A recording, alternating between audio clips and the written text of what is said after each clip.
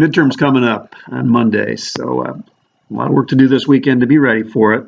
A lot of material that we covered. I'll go through here in this video the key highlights. I won't guarantee that everything I mention here will be on the midterm, but if you got this stuff down, you pretty much have the essence down of what we've talked about for the last 4 weeks. So you've got 5 primary areas where I think you need to be doing your studying from. The first one is your memory. You sat through 4 classes. We've done an awful lot of talking and discussion. If you've been keeping up with your reading, you've done a lot of reading and a lot of homework, all tied in with this whole topic of operations management, first half of the semester. So start with your memory and just think through, okay, what do I know? You probably know a whole lot more than you think. Next is you've got the textbooks. You've got the main text, and then you've got the 2 books that I've given you. And you know what chapters to look at. You know what parts I've emphasized in class, so study those. Next, you've got your homework assignments. And you spent a lot of time doing those homework assignments. I didn't give them to you just to give you something to do because I didn't think you had enough to do. Gave them to you because I thought they were important in understanding the material. So review those homework assignments. You've got your class notes. I watch most of you take pretty good notes in class, and study those notes. That's probably a good summary of the things that you thought I thought were important and that you thought were important as we went through the class. And then 5th are the videos. So, lots of different sources for you to be looking at over the weekend and on Monday to be ready for the exam Monday afternoon, Monday evening. Remember that rule of 8s. Repetition. It just tends to get it into your brain for you so that you've got the knowledge. All right, let's go through the key components. So, Chapter 1, a couple of things. Define operations management. Difference between an income statement and a balance sheet. You should know POD C, Plan, Organize, Direct, Control. The 10 OM decisions. You've seen many questions on the practice quiz and the quiz about the 10 OM decisions. Be prepared for one of those, and in more detail than you've given me in the past. I don't want fluff. I want specifics that are from either the textbook or a lecture of things that you've learned. Again, I don't want your left brain working. I don't want it to be a pure right brain thing that says, well, I feel like this is what I would do. I want you to put down, I know this is what the text says I should do. And then productivity, defining productivity, of course, is outputs divided by inputs, and we all know that. Chapter 2, break-even calculation.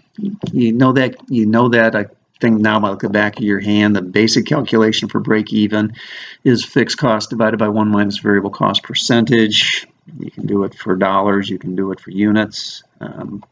You should know the calculations for that. Keys to a successful team, laid out on page 33. I think those are important. Mission statements were also in Chapter 2, which was on strategy, differentiation.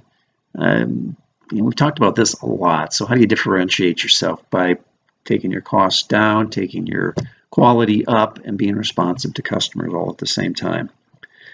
Different models for creating strategy and determining whether it's a good strategy or not. You've got the SWOT analysis. You've got Michael Porter's 5 forces analysis. Talked about product life cycle quite a bit. Key success factors in the business, KSFs. I did remember that, by the way. And the comparative advantage, all important in the strategy chapter. We did not talk about Chapter 3, which is project management, because you have to take a class on project management, so we just skipped over that for this class. Chapter 4 is forecasting, and a lot in forecasting. What do you know you're going to get a question on? You know you're going to get a question on regression analysis. Anybody who doesn't do well on the question on regression analysis should be ashamed of themselves. So you need to know regression analysis. What's an R-squared? How do you do a regression analysis? What is that coefficient of correlation? What is it that we think about regression analysis that the data points may not exactly, it may be fully correlated, maybe an R-squared of 1, yet there may be absolutely no correlation between what the variables are and their forecast, and maybe a correlation without a cause. So know those things about it. Different terms of forecast: short-term, mid-term, long-term forecast. Who would use them? What are they used for? What do they look like?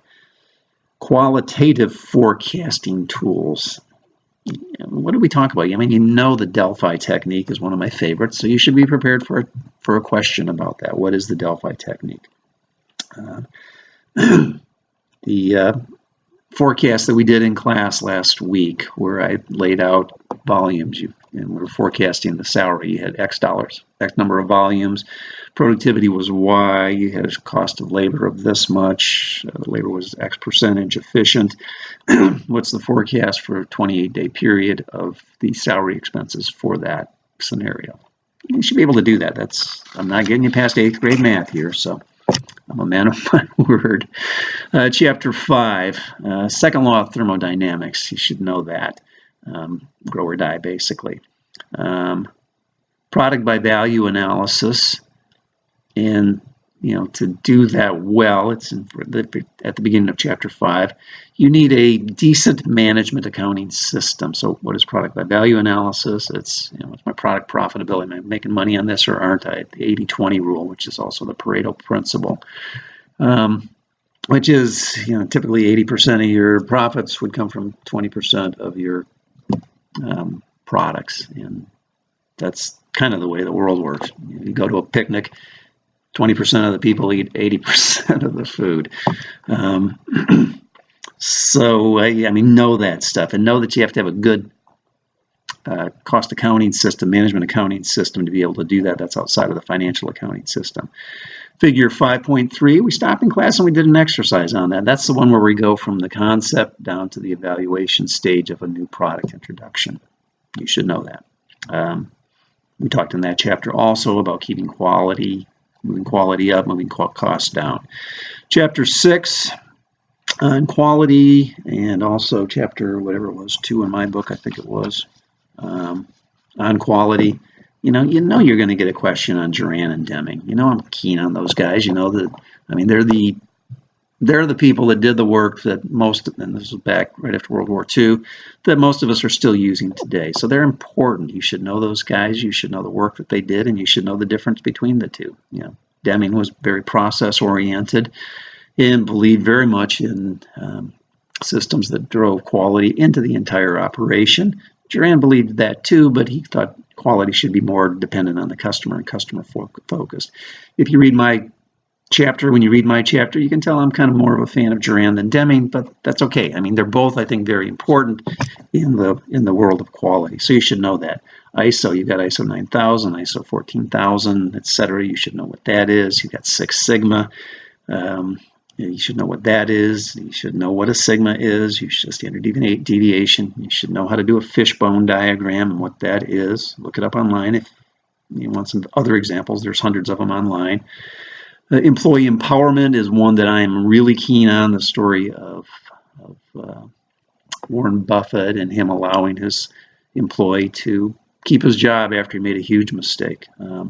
You can't crush your people when they make a mistake. If you do, they're never going to step out of their comfort zone. So you've got to empower your employees to make mistakes.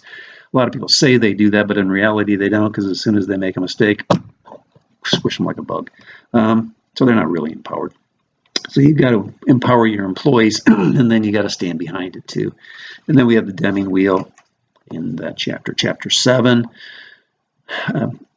Process strategy, the 4 process strategies that were in the chapter there. We talked about fixed costs, variable costs, total cost. You should understand that.